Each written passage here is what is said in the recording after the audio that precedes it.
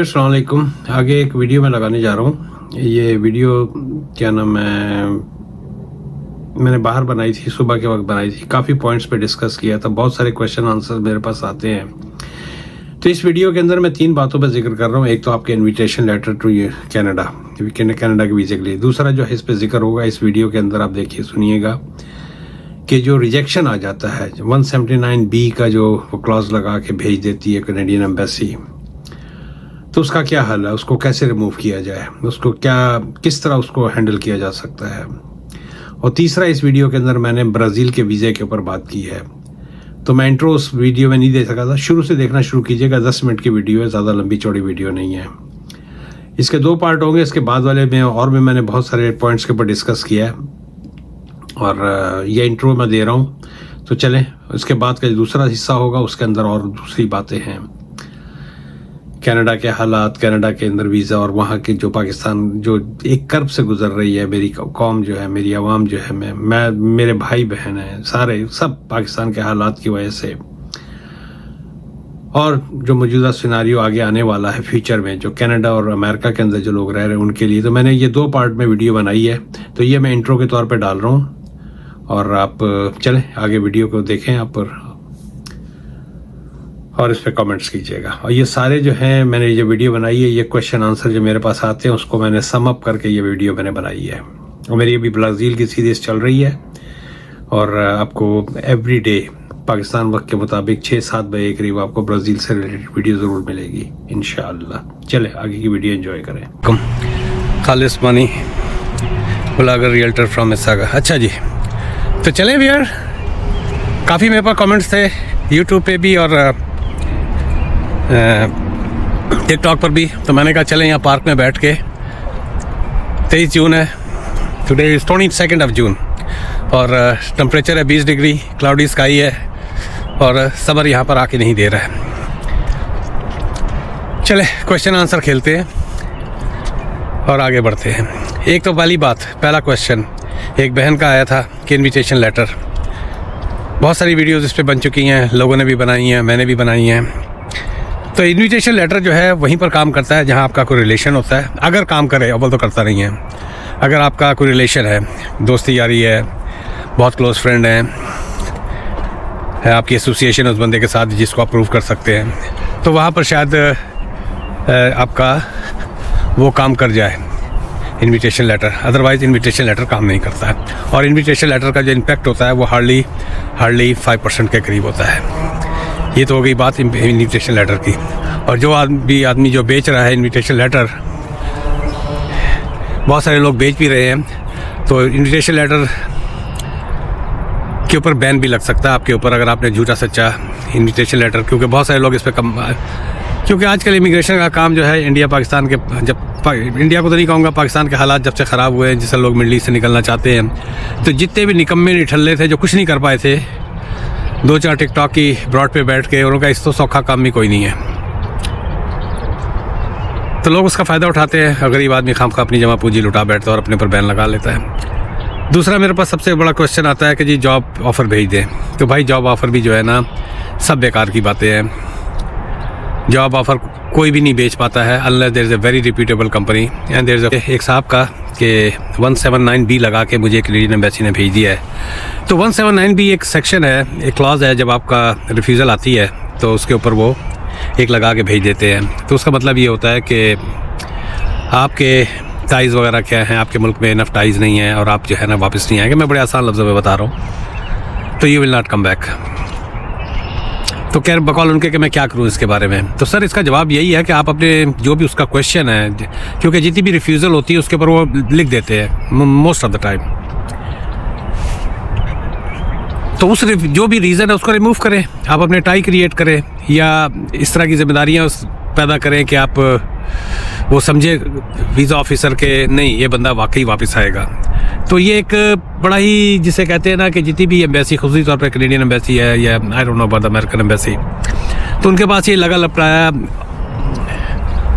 और बना बनाया जो है एक परफॉर्मे बने होते हैं वो उठा के निकाल देते हैं। और बहुत सारी, मेरे हिसाब से जो मैंने अब तक एसेस किया है और लोगों से पता किया है, बहुत सारी एप्लीकेशंस आपकी वैसे ही AI से रिजेक्ट हो जाती हैं।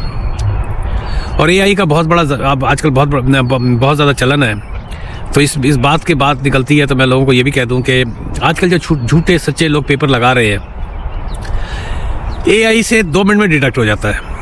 बहुत सारी चीज़ें जो हैं, बैंक स्टेटमेंट्स हैं और आपके NOC के लेटर हैं या इनविटेशन लेटर हैं, ये AI ने हर चीज़ चेंज कर दी है। कंप्यूटर ने अब एक आदमी की जो सोच होती है उससे कहीं आगे AI की सोच होती है।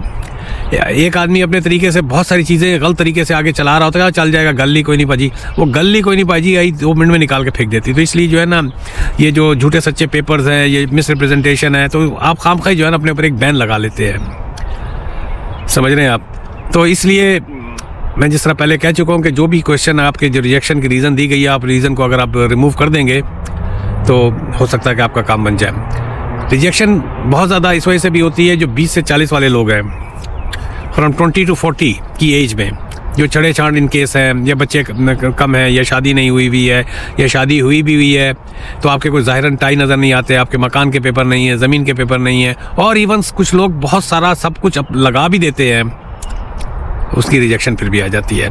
तो कनाडा का वीज़ा जो है ना, आपका एक लक के ऊपर होता है। अगर आपका इससे कहीं ज़्यादा आसान USA का वीज़ा होता है। आई डोंट नो आजकल लग रहा है कि नहीं लग रहा है, आजकल क्या इन पाकिस्तान के इनके ट्रम्प चाचू ने क्या पाकिस्तान के लिए वो किया हुआ है, क्या इनकी एडवाइजरी आई हुई है पाकिस्तान के बारे में रिगार्डिंग वीज़ाज एंड स्टफ। अगर USA का लग जाता है तो कनाडा का फिर भी लग जाता है, लेकिन कनाडा का अच्छा on the top of everything. आपका वीडियो लंबी हो रही है, लेकिन I am having fun over here. मुझे कुछ नहीं है, बोलना ही है ना, शायद कोई एक लफ्ज़ में से किसी को कोई ज्ञान मिल जाए। यहाँ अगर आप इस वक्त एक दौड़ लगी हुई है कि कनाडा का वीज़ा, कनाडा का वीज़ा, कनाडा का वीज़ा, लेकिन कनाडा का वीज़ा आप किस रेफरेंस, घूमने फिरने के लिए आना चाहते हैं? मैं कई वीडियो में पहले भी जिक्र कर चुका हूँ, फबेया बिल्कुल आए। कनाडा इज़ वर्थ, देखिए ना, ये ग्रीनरी जो है, अगर मैं जब ये 360 पे मैं वीडियो बना रहा हूँ, मैं घुमा के दिखाऊंगा, ग्रीनरी है, खूबसूरती है, बेतहाशा जगह है घूमने वाली, क्योंकि कनाडा में घूमना ये 3-4 महीनों का होता है। लेकिन 4 लाख का टिकट लेके 4-5 लाख और ऊपर लगा के, और यहाँ पर आपको कोई काम भी ना बने तो मत आए, यहाँ पर कोई फ़ायदा नहीं है। ब्राज़ील, तो how to come to Brazil की जब बात आती है तो बिल्कुल it's a very valid question कि मैं मंजी कितने डामा। उसका बेस्ट आंसर यही है सर कि वहाँ पर फिर आपकी बात आ जाती है, बहुत सारे लोग आना चाहते हैं ब्राज़ील।